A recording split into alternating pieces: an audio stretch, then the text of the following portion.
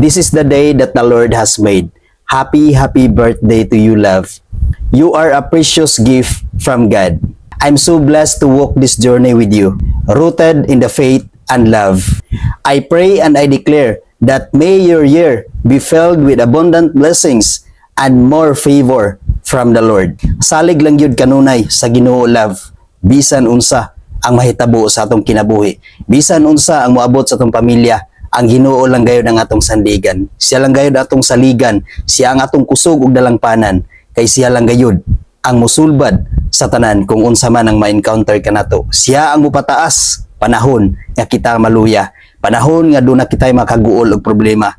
Ipataas kita sa Ginoo kung ang Ginoo mao ang atong sandiganan.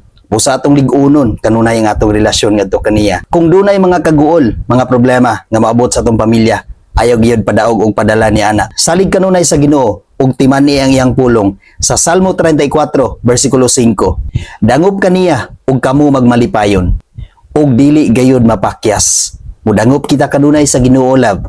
Kay ang Ginoo dili gayud mapakyas. Dili gid kita niya pasagdan.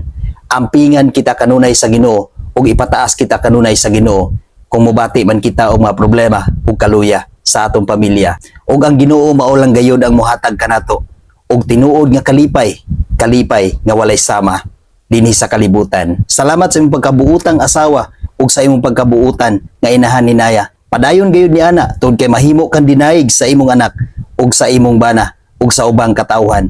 Panultihon 31 bersikulo 28. Gimahal ug dinaig siya sa iyang mga anak ug dayigon usab siya sa iyang bana.